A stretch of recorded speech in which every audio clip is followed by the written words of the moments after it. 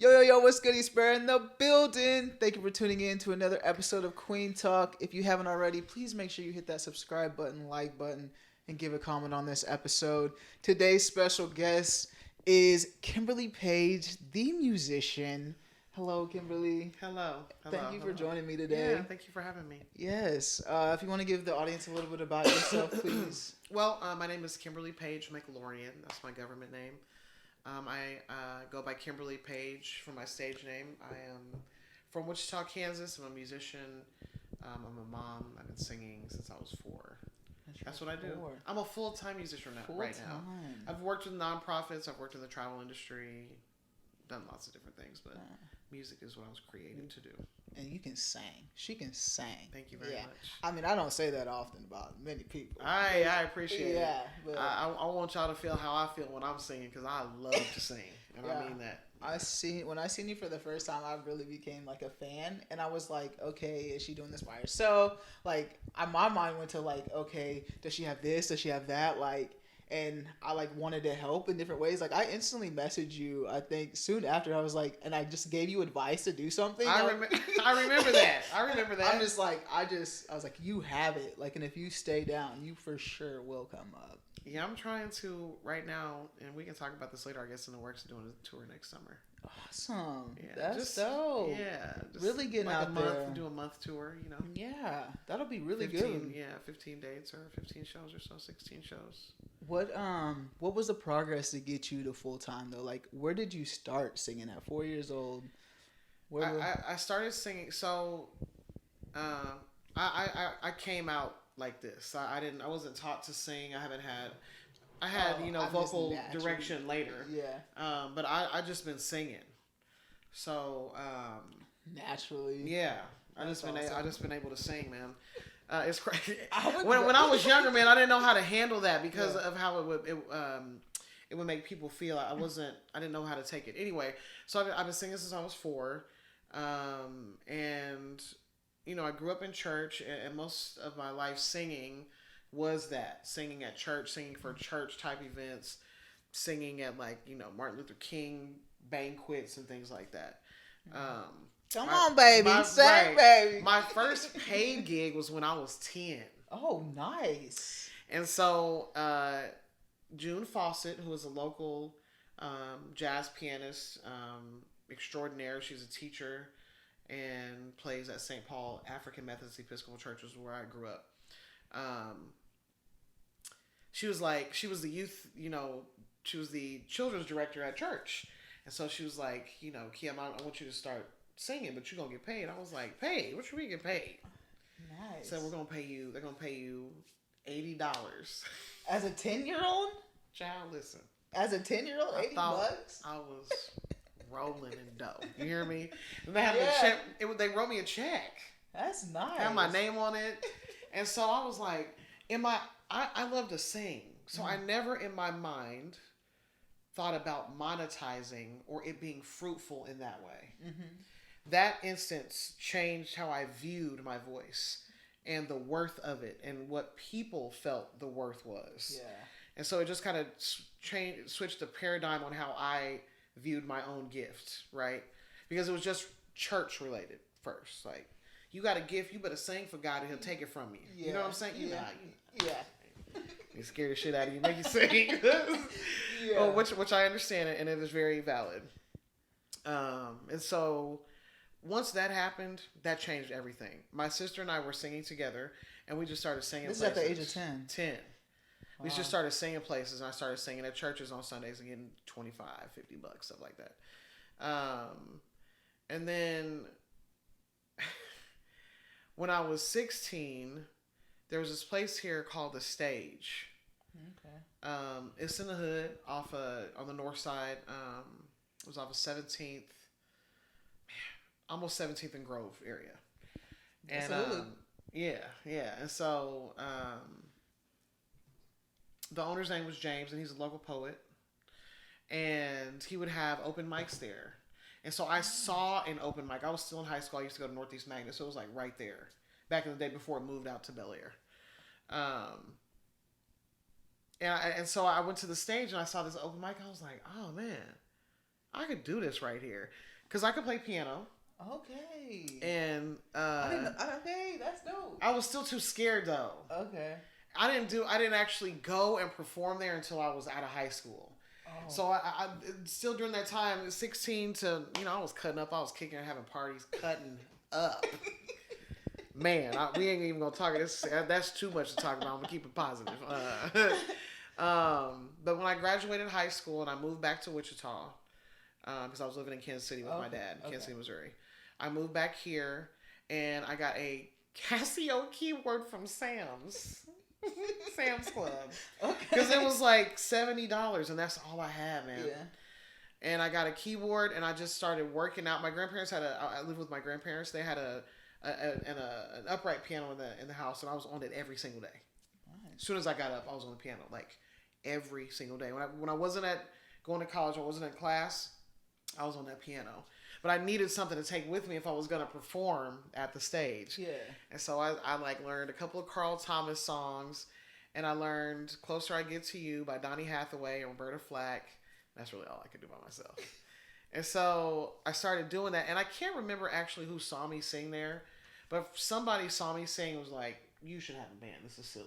Yeah. Oh, Willie Wachter. Willie Wachter. Willie Wachter is the saxophone player here. Okay. And he was like, Kim, you got to come sing for my band. So I started singing for his band. And that just kind of catapulted it. That's from there. Awesome. So I've been singing in bands. I'm 41. So I've been singing in bands since I was 18. And their first gig was when you were playing the piano by yourself at the stage. Yeah. That's dope. And I was doing that every week. I was carrying it up there. And I was confident about picked up a piano. I haven't been at a piano in a minute. It's just like I wasn't super passionate about. Mm-hmm. I could do it, but you just really want to sing. Man, that's what I was created for. Yeah. I believe it. Yeah, that's what I was created for. Like the hustle that you had, at 10 years old, you had this mindset okay, I'm gonna monetize that. That's awesome in itself. To start it from that beginning, and then at 16 and 18, you've been doing this for a long time now. Yeah. And the grind that you had to take, and this has been recent that you just became full-time, right? Yeah, because I wanted to. Okay. But this could have been a thing for you if you wanted to. Yeah. And I have been a full-time musician before. So I got divorced 3 years ago. And I have to accredit my mother and my grandfather, my dad's father, to why I got this hustle like this. My mom was raising us by herself with no help. Mm-hmm. And we didn't know that.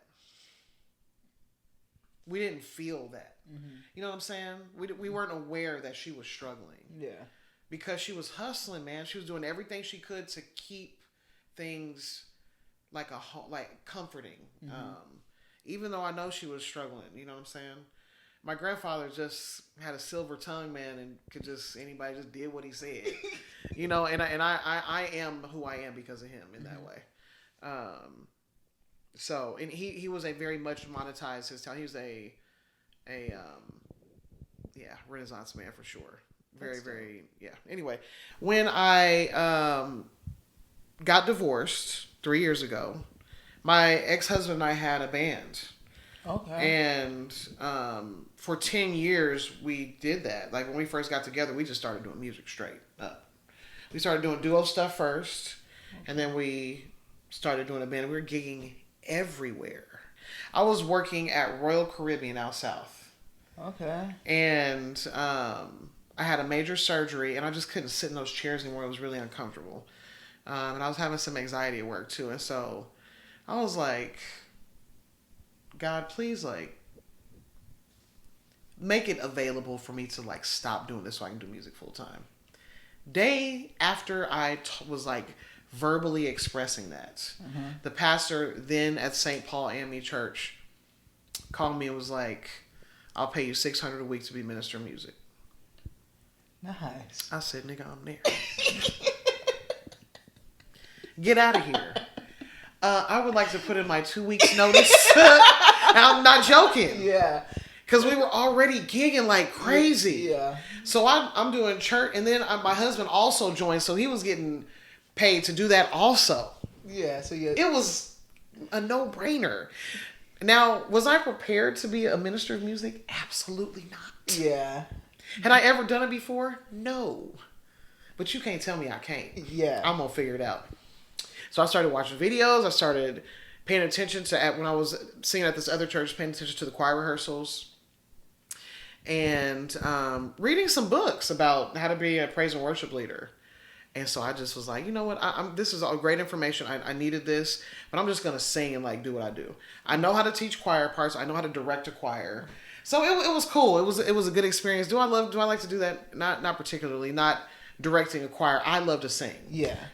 So like now I'm on a praise team at Saint Mark United Methodist Church. Okay. I'm one of the praise team leaders there. And I enjoy that more because I don't have to teach all the time. Right. But yeah, so I've been a full-time musician a couple of times. Yeah. That's dope though. And when you say full-time, like, is it the gigs that you just like go up and then have you been like covering songs and stuff like that? Or, yeah, and I do originals too. Okay. And when I say full-time musician, I mean that I am only doing music to, live out here. Mm-hmm. I don't have a quote unquote square job. If that, and I hate to say it like that because it's not a. I am doing music full time. It is what is creating my abundance currently. That's awesome. And you mentioned that you're the leader of a praise and worship team. Do they know about like your sexuality and stuff? Yeah, they might, and I don't care if they do or not. Okay. Let's talk about that. Let's talk about it. I have never ever come out because I just do what I want to do. Oh, okay. And either you accept me for who I am or you don't, and it's cool. I don't want people in my energy. That don't want to be there. I want to be around my kind, whoever that is. Mm-hmm. Like, I'm black, so I got a group of people, but I want my kind amongst my people. Yeah. Does that make sense? It does. That's why I created Kueen Talk. Yeah. So it doesn't have to be straight, gay, queer, trans, whatever. Yeah. Black, white, like, okay. If you fool with me, I fool with you, man. Yeah. If you don't, that's cool. Thank you for removing yourself from my energy. Because I don't want you there if you don't want to be there. Yeah. And vice versa. If I don't like you and I don't want to be in your energy, I'm not going to be around you, man. Yeah. So I've never just come out and said I'm gay or I'm bi, which I just figured out recently that I am. Okay, that you're bi? Yeah, because most of my life I've been with women, okay. And when I was married to my husband, I would say I had a straight phase. Okay. But I can't. I've never before. I don't know if I can say that because there are aspects of male men, their energy that I enjoy. Being in a relationship is hard. It don't matter who is with. Yeah. It don't matter. That's for sure. It does not matter. So if you want to venture, that's cool. Yeah. But don't venture out because you're looking for an escape or some. You gonna mess up. You will mess up. I'm telling you. You have to be. It has to be about what you need. Mm-hmm. So for me, I need reciprocation and consideration. I don't care who it's with, from a 2-year-old or a 90-year-old, romantically or platonic. It doesn't matter. Mm-hmm. I need those things, and so I respect people and who they are. I would never judge anybody based on what they do in their life because it's not my business. Yeah, right. And so I love myself, and I'm happy within myself enough to be able to water my own self. I don't need outside validation. I'm very confident. And so and I've always been like that. Yeah. And I believe there is toxic confidence sometimes because sometimes when you're very confident, you can it can come off as arrogant, I think, because it can seem like you lack empathy in a way, because you don't. A lot of confident people don't worry about too many things. Yeah. And we live in a crazy world, man, and there's a lot to worry about. And I think that, or toxic positivity could also be the same thing. Yeah. And so I have to watch myself that way. I have to be very mindful of that because I'm a pretty positive person. I still struggle from time to time. I had a breakup a year some time ago that took me into hermit mode, and I haven't been in that place in a long time. But I needed to go there. Okay, that's because good. who I am was there, and I needed that introspection. I needed to not eat so I could go deeper. I mean, I wasn't eating. It was a struggle for a minute, but I'm so grateful that I got to have that experience because it's still shaping me. Yeah. What I will not accept in relationships, what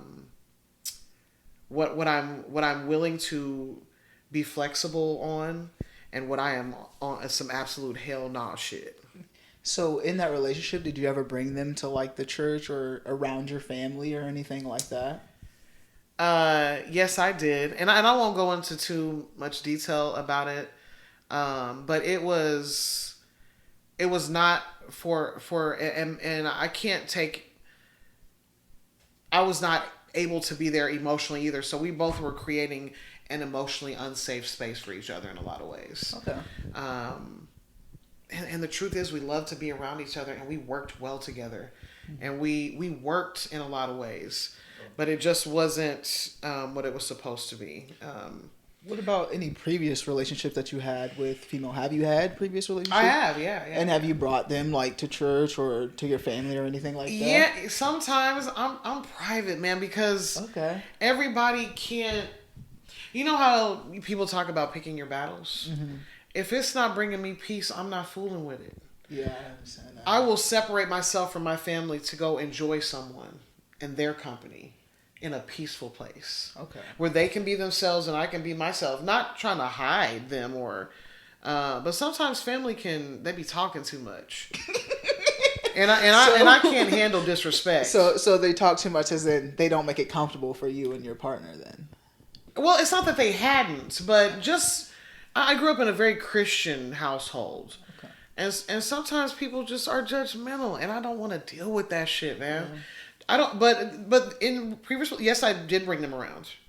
It wasn't as much as I hung out with them privately, but I'm not hiding people. I'm not that type of person. Yeah. But I will create a peaceful environment for myself and separate myself so I can enjoy myself. Yeah. You know what I'm saying? Yeah. So self-care is important to me. Yeah. What I'm hearing though is like you're not fully comfortable with your family and being like open 100%. Even though you said like I am comfortable, I do, but it doesn't seem like you're fully comfortable to bring that aspect or that part of your life to your family, whether it's for like the energy aspect of it or what, because they bring that negative energy, but they aren't fully accepting and bring you positive energy when you have that. I am comfortable though. Okay. Because that's who they are. I can't do anything about that. I can't control that. There's nothing I can do to change them. Mm-hmm. And I don't pour into adults that are rigid and can't change their mind. I pour into children if I have to, because they they're moldable and they can receive understanding. Yeah. Man, my mama is who she is, man. Okay. I wouldn't dare change her or attempt to in her 70s. That's not cool. Yeah. My dad, man, it's a waste of time. It's like in the Bible they talk about casting pearls to swine. I would not. Would you throw a bag of diamonds in the shit? Absolutely not. I'm just not going to do it. Yeah. I will water and nurture something else somewhere else. Yeah. So I am very comfortable being myself. You just accept what it is. Yeah, because their uncomfortability is their problem, not mine. I don't internalize people's hang-ups. Sometimes I internalize their pain, but not their hang-ups and their judgment. They can kiss my ass for real. Yeah. So, fun fact: you were the first person to sign up for Kueen Talk. Really? On the guest form. Okay. And when you signed up, I was like, oh, I didn't know. Because nobody is going to assume that I am interested in women. Yeah. I hate that shit. I feel like I need to get a little rainbow tattoo on my ears so like people can say, "Oh, okay." Which, yeah, and it's crazy because like I mean, right? Like, what can you do besides like be yourself? Like you're a femme, so that's I was gonna ask you like, how do you navigate that? with relationship wise, and obviously it might be easier for you because people don't think it is, like with the church and with your family. Sometimes I use a wingman. Okay. Okay. Because a lot of mask presenting women, I hate labels, man. God, I hate women that are that don't particularly wear dresses and are not super feminine. I don't even want to say mask presenting. They don't assume that I'm into women, and so I have if I know somebody that knows somebody. I might say something to help me out. Like, what's up? Like, what's that? Like, okay. But like I said, I'm very confident. Yeah. So if I see something that I want, or if I want to engage with somebody, I will. Yeah. I will just say, "Are you into women?" Or I'll ask because it's a question. They can say yes or no. Yeah. I don't have an ego either, and so I'm not offended if they say no. It's just it's a question. But you won't find out unless you ask somebody, especially in my position. It's just like it's part of it. Is it annoying? Absolutely. So are flies. But it's like part of life. Yeah. So, you know what I'm saying? It's an unfortunate part of this lifestyle because of the society that we live in. Yeah. And we in Kansas, so, you know, it's like there's just not a lot of us here. Right. And so, yeah, that's a part of my life. Nobody assumes that I am into women. Yeah, I definitely didn't. But, like, what are like, you said it's annoying. So, do you expect people to just like go and approach you and just like ask you in the same way? Or? No, not necessarily. I don't expect anything. But I want people to feel comfortable to ask me because I know people might be like, "Oh man, she got a man at the house." I'm like, I don't actually. It's just me at home. Yeah. And by myself in Keachai with my son and my mom. You know, it's just like it's not. Yeah. There's not. Yeah. But you don't know. That's the whole thing is the asking, and then you have to be vulnerable in a moment because a lot of people don't want to be rejected. Because I could say, "Oh no, honey, I'm married," and, you know, or no, I don't date women. A lot of people can't handle that or don't want to hear that. So, yeah, I just don't care because if I gotta find out, it is as simple as if you want to know the price of something, you figure out the price. You might have to ask. Mm-hmm. Man, some people are scared to ask though. They'll look for it themselves. That's crazy as hell to me. For me too. Because you can look it up on your phone too. You can scan it now. Yeah, but like no. But there's something to say about that interaction that is, I feel like has been lost a little bit. People, just the connection of. Let me tell you something I used to do. Can I give you some little game I used to do? Please. Take notes. This works every time, and I promise you. If I wanted to talk to somebody at the store, like if I saw a cute guy in an aisle, I would act like I was looking for things in the spaghetti. I would go to the spaghetti aisle, okay? I'll be like, man, what is your favorite sauce? And he might say, this. Now, I've only done this once or twice, and it didn't quite go like this, but I used to tell people this all the time. And he would say, they might say, well, I like this sauce. I'm like, well, what's your favorite kind of noodle? I really want to make some spaghetti, but I haven't cooked it in a long time. You like, ground beef or Italian sausage in yours. And so you get all the things, and you're talking, and you know how that happens. And then I would say, what are you doing tonight? I'm not doing anything. Can I cook you dinner? That's bold. It is bold, but that type of confidence and just having that type of conversation, wow. Yeah. He could have said, man, I'm not busy. I'm busy tonight, but I would love for you to cook me dinner. Yeah. What is your name and number? Yeah. And this, I'm just saying that to say, like, you don't have to do that. You don't have to deliberately go in public and like fake that you're cooking. But the idea of connecting with somebody and it working. Mm-hmm. Because I think we go into connections thinking rejection. But damn. Yeah. The whole thing about manifestation and creating what you want is believing and knowing you already got that shit. It's in the bag. Yeah. So it's like, that goes for the gas you're going to put in your car tomorrow, what you want to eat for dinner, and that chick or that dude you want to holler at. Or the next step in your career, whatever. It's all about your thinking, man. That's why I was saying prosperity is a state of mind. If you are always in a place of abundance and prosperity, and you are believing and knowing that what you want, you already got it, you ain't got to go get it. It's there. Yeah, I think people are so consumed with like what they want and not what they have. So just like when you start becoming more grateful of the things that you do have versus what you don't, it does make it a lot easier. I know I have a lot of goals. And What are some of those? Tell me. For one, this is gonna be a production like Kueen Talk. Like you're here at the very beginning stage of Kueen Talk, but we're gonna get out the house. Yeah, we're gonna get a studio. Into a studio. It's already man. There's gonna be a I full production team. Absolutely. I'm gonna have assistants on hand. Like a lot of help. Right now, this is a 1-person show, so like eventually, this is gonna be the greatest thing ever. So, I believe that. Yeah. I think it's great already. Yeah. Thank you so much. Like really this is like the very beginning though. But yes, that's just one thing. But I think I have to appreciate this now. Like you said, right now is great. So just appreciating that I have the ability, I have the home to do what I can right now. Yeah. With what I have. So yeah. I think it's great. I appreciate it. Shout out to you for even having this platform for people to be able to express themselves freely. I feel emotionally safe here. Good. And that's dope. That's very dope. Yeah, that's the goal. Yeah. It's good vibes. Very good vibes. Good. Yeah. Really cool. Thank you. So we were talking about how like you were on the praise and worship team.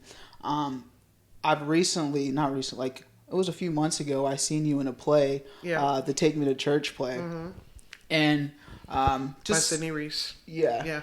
So just to give you guys like a little background, it's like based. I want actually you say because you were in the play. What was your idea of the play? Like, what was the play about? It was a play based around kind of a take on a true story of a minister of music working at a church having to hide who he was. And he was actually married to one of the choir members and had been. But he was outwardly straight. Some of the parishioners found out that he was gay and were threatening to, expose him. And so it was drama based around that. I mean, it's so much deeper than that. Yeah. Because in the Black church, we tend to cater to talent and then chastise sexuality. So it's like evangelizing and harming at the same time. And that don't work. That don't go together. Yeah. You cannot evangelize and attack. That's not how evangelism works. And so I encourage anybody to go to Wanderer Speaks United to see. I'm not sure if there's anything on the website. WandererSpeaksUnited.org. Can I say that on here? Yeah. Okay. For sure. Plug Sydney. Yeah. That's her website for her nonprofit, and it has a link to Black Ink Theater Company, which is her theater production stuff. So anyway, it's a great play. I didn't have a big part, and I was in it because she made me do it. No, I'm teasing. I would do anything for her because she's extremely talented and really a very bright and light in that vein. It's really dope. It was a great play, very controversial. There was some racism and gunfire. Yeah, and it's crazy. It was crazy. Yeah. There's a lot of emotions around just talking about. Really, it's crazy. We're talking about somebody's personal sexual life. Why is that a subject? That is crazy to me. Because I'm not going up to people in the store. Who do you have sex with? That's crazy. Yeah, it's none of your business. If I choose to share that with you, you know what I mean? Yeah. The play, like it was. Yeah, how'd you feel about it? I loved it. Like. Being like you said, like the Black church is how it can feel like when you enter. I've recently had a situation going into a church, so it was still there, and I have navigated that. Like I'm still a believer. Like I have faith. I pray, and I go to church online. Well, my grandma insists like I go to church with her, and I used to all the time, but since just like coming out and just like what they tell you in the church, I'm just like, man, I'm not. I don't want to go there, but my grandma insisted like it's gonna be okay, and I went there and it wasn't okay. Like, Oh man. it was very uncomfortable, but I stood my ground. But I won't go back. And yeah, and that's the thing. my grandma like wanted me to go back last week, and I'm just like, Absolutely no, not. like I won't. Like, and I love my grandma so much, but no, I won't do it again. And that's the thing. That's you. That is a boundary that you get to create for yourself. Grandma, I love you, but that's your space. Yeah, Come chill with me in my space. Let's go do something else. yeah, Because I can't be in that environment. I am so hell bent, and I keep saying this, I'm gonna say it again, on having emotional safety wherever you go. People gotta respect that shit, man. yeah, Boundaries is self-care. You don't get to tell me what makes me feel good or uncomfortable in any way, shape, or form. yeah. And I'm unapologetic about that, man. Mm-hmm. So kudos to you for like. I almost caved in. Like I was like, I know it's yeah. tough, man, because man, this is But I some was real like- shit in black households. Your elders and they are held on pedestals as they should be. Mm-hmm. But you not gonna make me feel like shit. Yeah, Absolutely not. It's not cool because Mm-hmm. I would never do that to you. right. Yeah. Would you take her to a game? We gonna take her to Jay's Lounge. Go get a drink. Yeah, no, yeah. That would be awful. Yeah, She'd be like, Yeah. I know you didn't bring me up here. You done Right. lost your damn mind. yeah. And then like her defense was, he's not gonna talk about that today. Like he's not gonna talk about that anymore. But little did I know, like that was his 5th week talking about that. Like when I showed up, my grandma was Wow. like, he's been talking about that. I like she didn't expect him to say anything that week. Of course not. But I'm like I don't want to attempt that again. Like and it's even awkward around him. Like it's my Yeah. grandma's pastor, but like Yeah. it's awkward. And there's I feel like everything in life is a catch-22. I really do. Because as valid as you feel about that, he's valid in his beliefs. He can preach about it if he wants to. It's Right. his church. It's his church. You don't have to go though. Right. So it's like everything. It's like, what do you want to do? Yeah. Am I going to sacrifice how my body is rejecting this experience just to spend time with my granny? No, Yeah. No, I because we can other spend time Yeah. Other longer somewhere else. Yeah. Let's go to Vegas. Something. Yeah. Yeah. So I feel that. That's tough, man. Yeah, but no, I love the play just because of just like how relatable it really was just to my life and just like how I was feeling in the moment. But I just navigate that relationship differently on my own now without going to a church in person. I would love to go to a church like in person and be accepting and really do that, but well, we'll see if it occurs. Yeah, in that play, there's a part where Sydney writes about the church being a place of refuge, where people can go for comfort and for food, for shelter. And what an awful experience to feel like a prisoner in a place where you are using the gifts you've been given and being chastised about who you are. That's an awful experience. Yeah. Because you're torn. I want to sing, man, or I want to play in this place. But I have to listen to this man talk about me every Sunday. Yeah. And my husband in the choir. Man. What is that? What does that energy take into their home? You know what I'm saying? Yeah.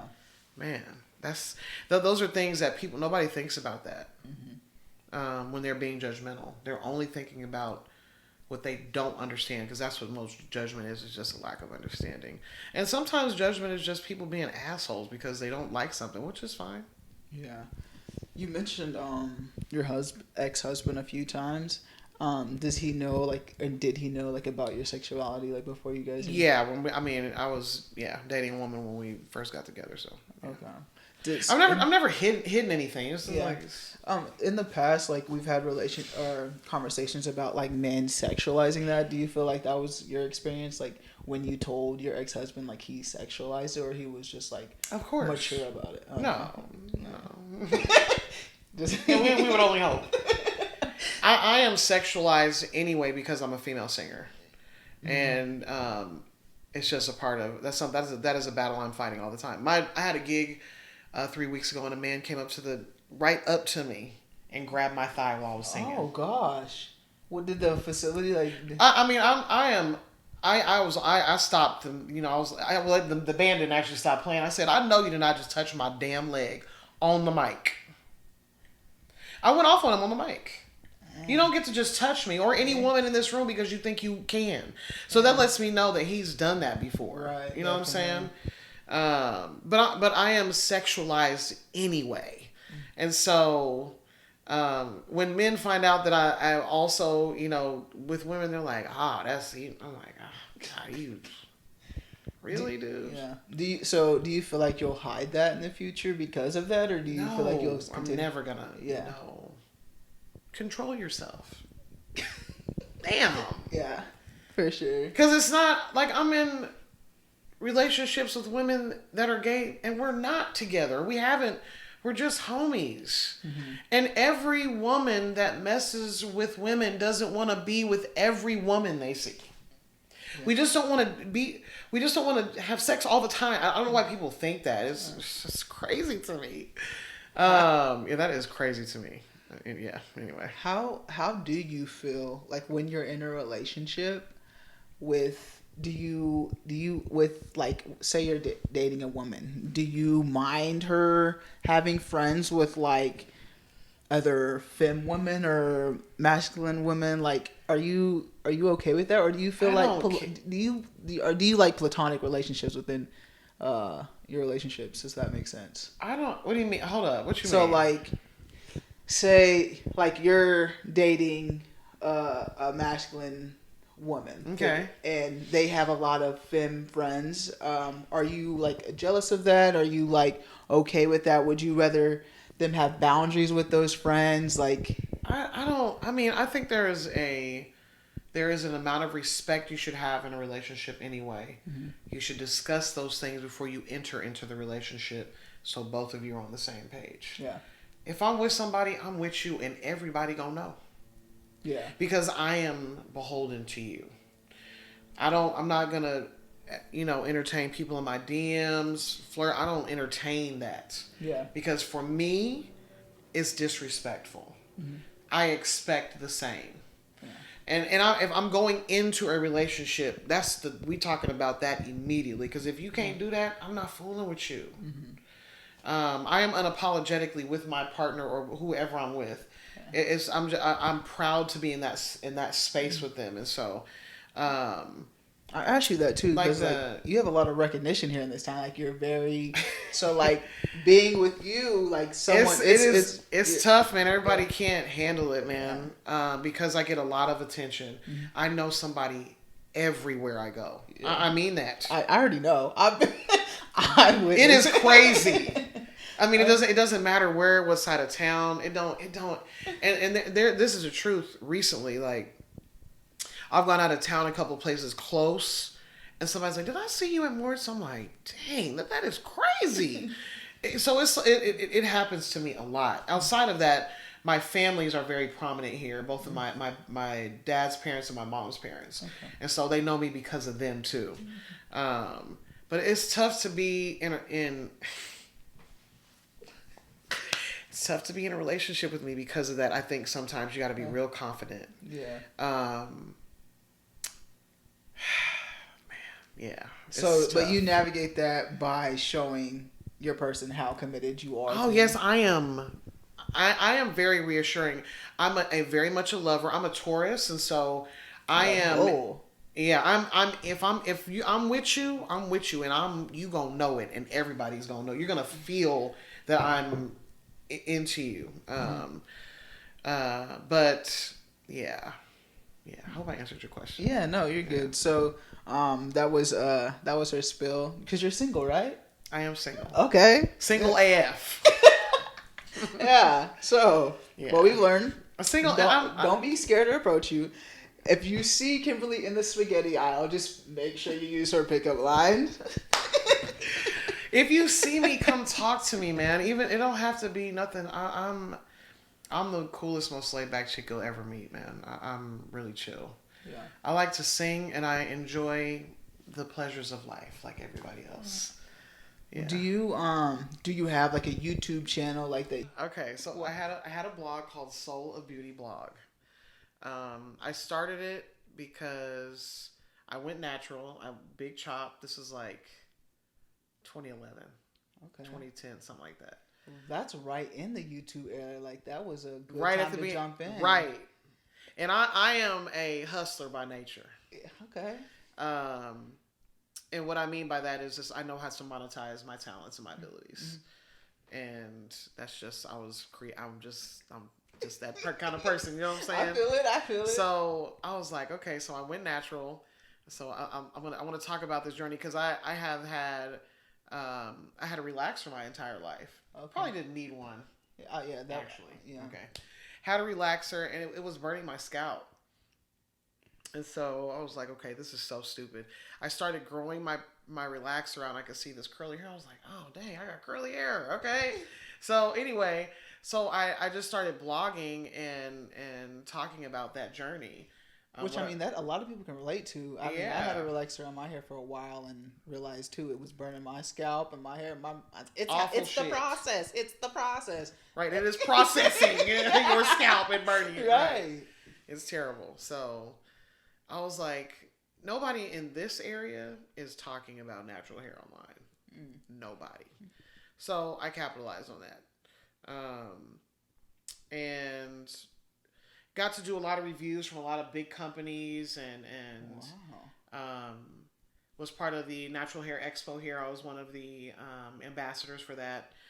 It was really cool, right? I also am a makeup artist. I guess I'm saying I am because I could still do it, but yeah.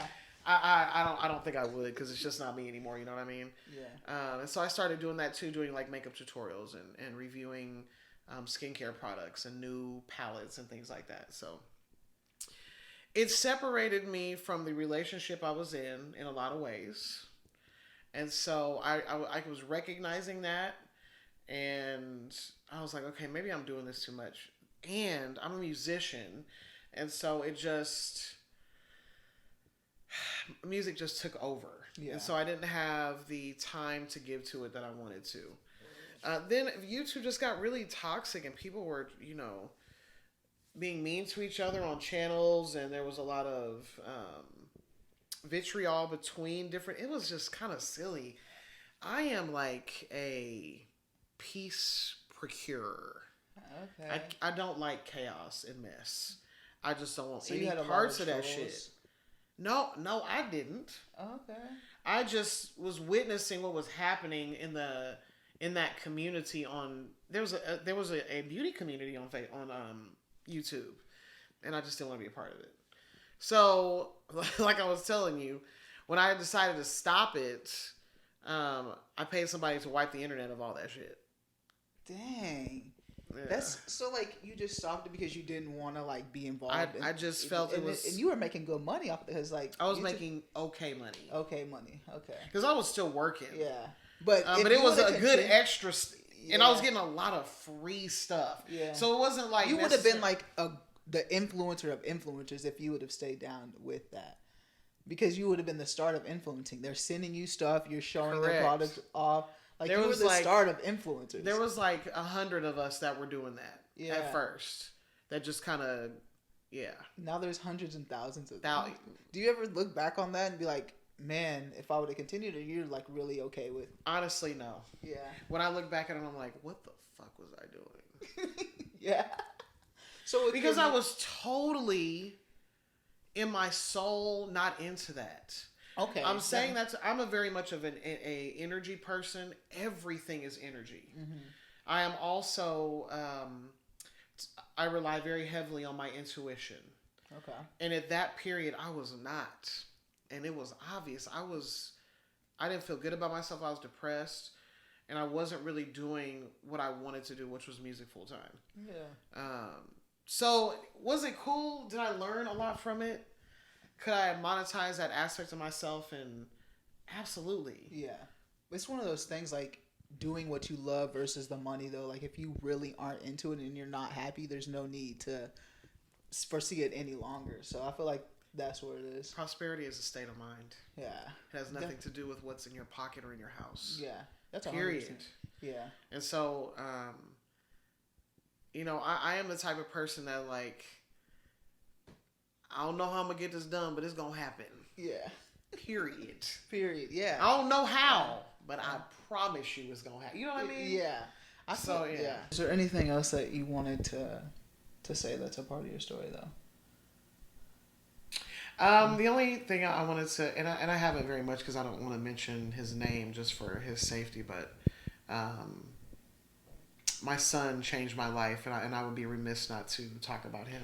Okay, I was going to bring it up, but I just he and I didn't want to mention his name just for his safety.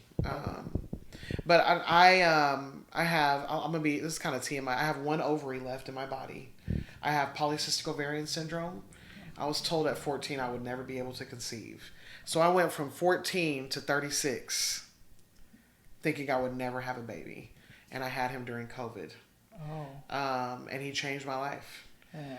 He made me see, and that it might be a lot of pressure for him. I don't know if I'll ever tell him this. He made me realize my value and worth. Because I had removed it from myself because I did not know if I was going to be able to have kids. And so I didn't feel womanly, you know. Okay. But anyway, I wanted to just make sure I said something about him. He really is why I am who I am right now. So yeah, anyway.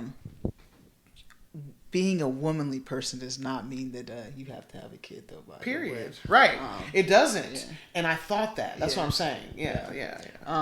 And did you have your child with your ex-husband? I did. Okay. Yeah. And it was a miracle. We went to the doctor because I hadn't had my cycle. And she said, well, let's do a sonogram. I was like, oh, okay. This is crazy. I said, okay, let's do a sonogram. That's fine. And so she's going over my stomach. She said, oh, right there, look. I said, what is that? She said, honey, that's a baby. I said, ain't no way. That is not a baby. I said, it looked like a tadpole. It just looked like a little tadpole. Yeah.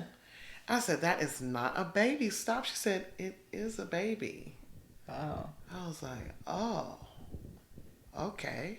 Because I had a miscarriage that was really bad, and it made me, so I just didn't even think it was possible. Yeah. So we got into, month 1, 2, and I was like, oh, this is for real. This is okay. And he was growing, and then I went into my appointment, and I could see him, like, spinning around real fast, and I was like, girl, almost passed out. So, my pregnancy was very easy. It was cool. Nice. I have enjoyed every aspect of getting to experience my son. Yeah. He is a genius. He is a musician already. Oh, nice. He is hilarious. He could be a stand-up comedian right now. He is me in so many ways. He really is my twin. Because he's with me every single day. But that's just his natural personality. He's a dope little kid, man. So he's going to be something for sure. How are you raising your child to be inclusive in everything? I just don't hide anything from him. Mm-hmm. Okay. I hide things from him that are dangerous for him. Yeah. But people and who they are, man, I'm not. Mommy, why does that man have on lipstick? Because he want to. Oh, okay. Yeah. And don't focus on that. Because his dad is not, he's very heterosexual male. Okay. And he's not, he didn't cut his hair because he looked like a girl. He's that type of dude. You know what I'm saying? I get it. But I don't have to, my son doesn't have to be like that, and he will not be that way. I will fight against that shit until the day I die. I mean that. Okay. Because you're not going to be treating people like shit. Yeah, So you do have to battle that within my son is okay, like with the way that he is right now. You don't have to like tell him he's No, yeah. I'm just like, if he asks me questions, I answer them because he Yeah. needs to know. For sure. That's good. You know what I'm saying? It's just important to me for him to, yeah. Anyway. Yeah, and I think because like it's harder for like a younger boy growing up because it is like don't cry, you're not a girl, and just like little comments like that growing up can be Those are seeds that are planted. right, and so men don't cry as they get older, It's crazy, man. which is like the number one stress reliever. Like it relieves so much stress when you cry. right. Like it's scientifically like if you look it up, crying it releases so much and it helps you so much when you cry. It is like your body is a hot water tank.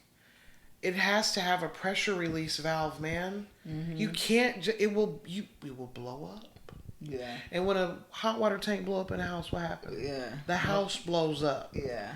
Then you have property damage, structural damage, water. Mm-hmm. It's a trickle. It messes up everything. Yeah. Man. For So sure. just cry sometimes. Mm-hmm. I don't care. I sang a song 2 weeks ago at a gig, and I cried. The song made me cry while I was singing. Yeah. I can't hide that. I will not.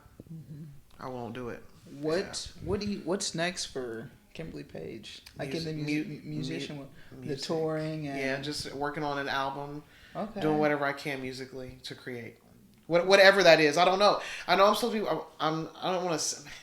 My cousin and I are supposed to be working on an acoustic album, just like 6 love songs. Nice. Get it out there. Yeah, we're gonna do it. Get it Yeah, out there. it is about. I'm gigging so much, man. I don't have a lot of time. I'm gigging like crazy. That's good. But I'm getting ready to I'm putting a huge New Year's Eve party together. Okay. And so I'm gonna make sure you get y'all. Where's get to, okay. I haven't. We're working just at the very beginning. But it's gonna be a big deal, and it's gonna like basically. I'm gonna be promoting it to also be promoting this tour that's coming up in the summer. So it's just gonna be going hand in hand. Okay, So I'm just gonna that's smart. keep things I like rolling. that. Yeah. So that. follow my pages to look Yeah. out for what I'm doing. I'm gonna be Yeah. singing somewhere. I have my Instagram is Kim's Vocal Studio. You can follow me on Facebook at Kimberly Paige, Paige. I'm working on getting a tour together for next summer and working on music. I was up writing till 3 o'clock this morning. So I write music all the time. But I wanted to say something.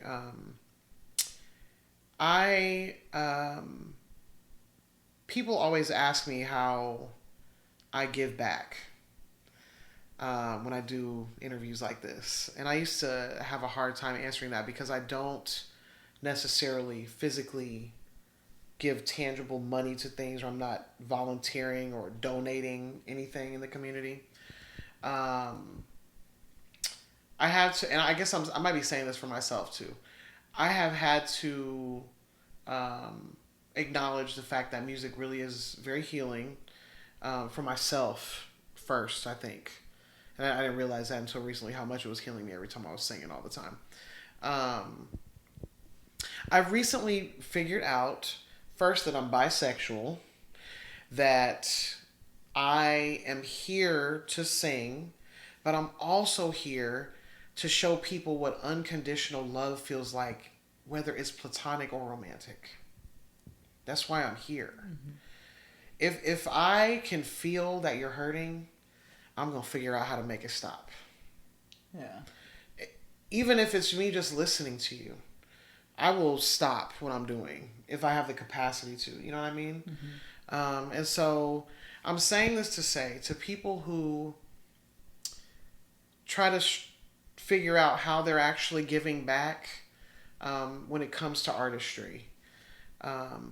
Your music or whatever you're creating is creating a space for people to allow healing to happen. How many times do you get in your car to put on a song that makes you feel good, brings you joy, takes you back to a nostalgic place with somebody that you can't ever forget? Yeah. You know what I mean? And so